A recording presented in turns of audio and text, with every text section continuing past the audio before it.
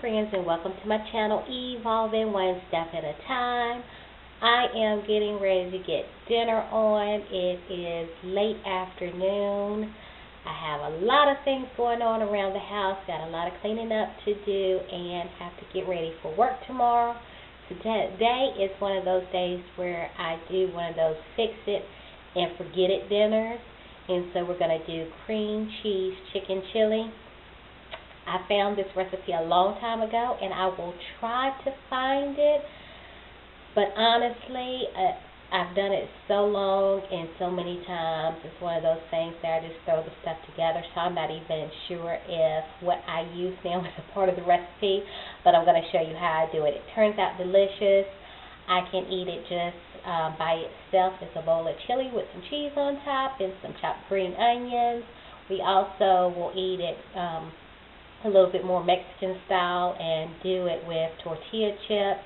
Very versatile, and it is great as far as a freezer meal. So let's check it out. Okay, so I already have 2 chicken breasts in the Crockpot, and I'm going to add 2 things of sweet corn because I just really like corn in this dish. I think it normally says a packet of ranch, but I just normally get started and I like a lot of the ranch flavor in it, so I put a good amount in there. This time I'm going to use some diced tomatoes with lime and cilantro. I'm going to throw some actual cilantro in there by itself, some ground cumin, some chili powder, and some cream cheese. Okay, so I hope you can see, but my chicken breasts are in there. I got 2 regular sized chicken breasts, boneless, skinless. They're still actually frozen. Another reason why I really love this recipe, because it can be something that you just think of last minute, and as long as you have everything in the house, you are good to go. And so I'm going to just throw, I would say, probably about 2 teaspoons of chili powder, because that's going to add a little heat, so you don't want too much of that. Put that in there. Cumin, a little bit more, so maybe about 3 teaspoons of that. That's in there, good coating. And then the ranch, like I said, I love, love, love the ranch flavor. It normally calls for 1 packet, but I probably put a little bit more in there than 1 packet because we just like the ranch flavor. So I'd say that's probably about 2 packets in there. And then I'm going to put a little bit of the cilantro in there. So that's about 1 teaspoon of cilantro in there. One thing I did forget to tell you about is my black beans. I did pick up a can of black beans. So we're putting the diced tomatoes with lime and cilantro in there.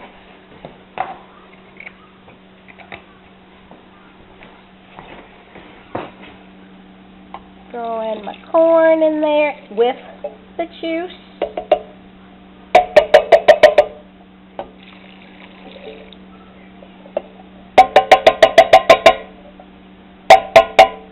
Okay. And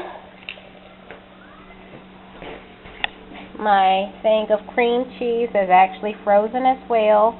I'm putting this on high.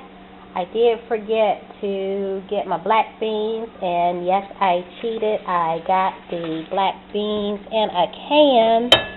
I normally would, with this recipe, do my black beans overnight the day before, but that didn't happen, so I purchased 1 can of black beans, so I'm going to run and get that and put that in there as well. Okay, so I have drained and rinsed the black beans, and those are in there. I am going to, like I said, set it and forget it. I'm going to leave these on. It's 3:25 now, so I'll check it again about 5:30. Okay, so it is now 5:30, and it's been in here for a little while. Let's see what it looks like. And everything is still separated, but it has had a good cook on it. Let me get my fork in there and see how well it's doing. stir it up a little bit. Feel the chicken, because that's the most important thing. That's definitely going to need some more time. Oh, I'm going to just stir it up a bit and check it probably. Making a mess. In about an hour.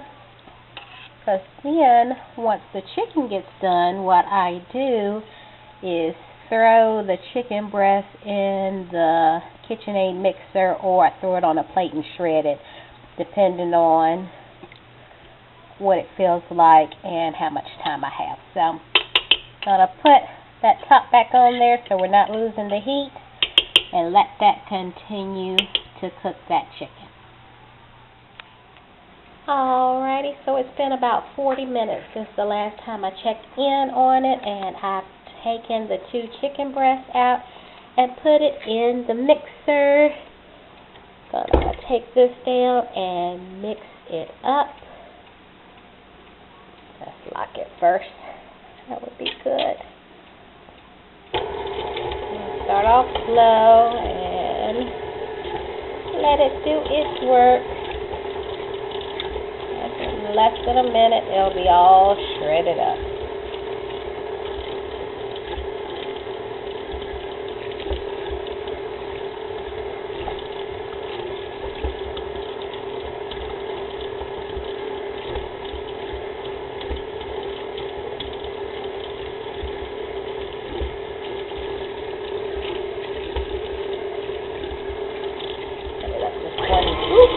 Didn't mean to cut it up that much. Alright, that'll do it.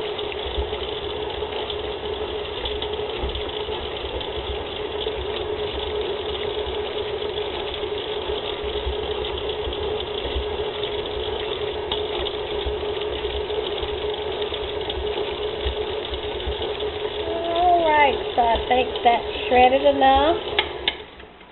Cut that off. Unlock it, move that up, and if I can do this with one hand. Oh, I'm amazed. Normally I wouldn't be able to do that. And I unlocked it. Wow. Alrighty.